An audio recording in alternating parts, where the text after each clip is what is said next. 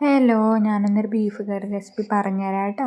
ആദ്യം വൃത്തിയാക്കി ബീഫിലേക്ക് മഞ്ഞൾപ്പൊടി, ഉപ്പ്, മല്ലിപ്പൊടി, മുളക് പൊടി, മീറ്റ് മസാല ഇതൊക്കെ ഇട്ടിട്ട് വേവിച്ചിട്ട് എടുത്തിട്ടുണ്ട്. പിന്നെ സവാള, തക്കാളി, ഇഞ്ചി വെളുത്തുള്ളി ചതച്ചത്, പച്ചമുളക് ഇത് അരിഞ്ഞെടുത്തിട്ടുണ്ട്. പിന്നെ നമ്മൾ ബീഫ് വേവിച്ച് വെച്ചത് ഇവിടെ വേവിച്ചിട്ടുണ്ട്. അത് ആദ്യം നമുക്ക് വറുത്തെടുക്കണം. അതിന് ഒരു ചട്ടി വെച്ചിട്ട് കുറച്ച് എണ്ണ ഒഴിക്കുക. അതിലേക്ക് നമുക്ക് വേവിച്ച് വെച്ച ബീഫ് ഇട്ട് കൊടുക്കുക. നമ്മൾ വേവിച്ചതായതുകൊണ്ട് അധികം നേരം ഇട്ടിട്ട് ഇതാക്കണ്ട, പെട്ടെന്ന് തന്നെ വെന്ത് കിട്ടും. അപ്പോൾ നമ്മൾ ജസ്റ്റ് ഒന്ന് മൊരിച്ചൊന്ന് എടുത്താൽ മതി.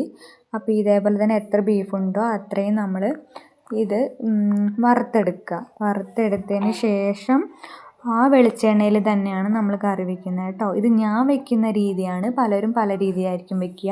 ഇത് ഞാൻ വെക്കുന്ന രീതിയാണ് കേട്ടോ. അതിൻ്റെ ഇടയ്ക്ക് വാവയൊന്ന് കരയുന്നുണ്ട് കേട്ടോ. അപ്പം ഇങ്ങനെ വെക്കണമെങ്കിൽ കുറച്ച് നമുക്ക് ടൈം വേണം. അപ്പോൾ എനിക്ക് ടൈം ഉള്ളതുകൊണ്ടാണ് കേട്ടോ ഞാൻ ഇങ്ങനെയൊക്കെ വെച്ചത്.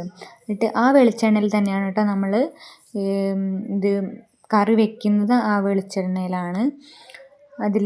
ആ വെളിച്ചെണ്ണയിലേക്ക് നമ്മൾ ആദ്യം ഞാൻ ഇഞ്ചിയും വെളുത്തുള്ളിയും ചതച്ചതാണ് ഇട്ട് കൊടുക്കുന്നത് കേട്ടോ.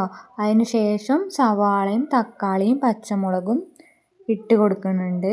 പിന്നെ അതിലേക്ക് നമുക്ക് കുറച്ച് കുരുമുളക് പൊടി വേണം. കുരുമുളക് പൊടി ഇട്ടാൽ നല്ല ടേസ്റ്റ് ഉണ്ടാവും.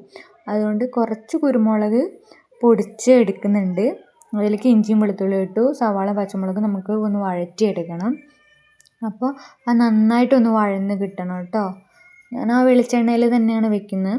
നിങ്ങൾക്കിപ്പോൾ ആ വെളിച്ചെണ്ണ വേണ്ട വേറെ ആണെങ്കിൽ അങ്ങനെ എടുക്കാം. ഞാനിപ്പോൾ ആ വെളിച്ചെണ്ണ, അപ്പോൾ ഒന്നും കൂടി ടേസ്റ്റ് കിട്ടും.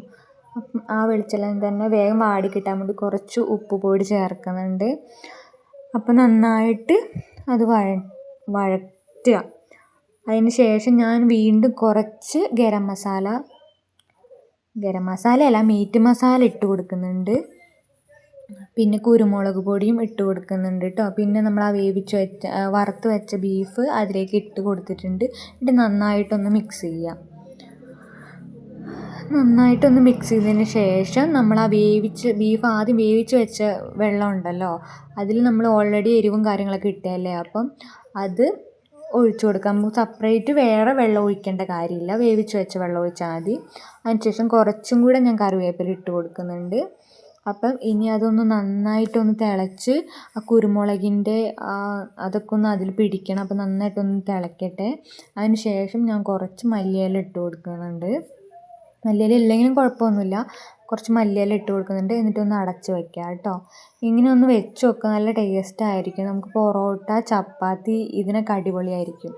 അപ്പോൾ ഒന്ന് ട്രൈ ചെയ്ത് നോക്ക്. അപ്പം നല്ലോണം ആയിട്ടുണ്ട്.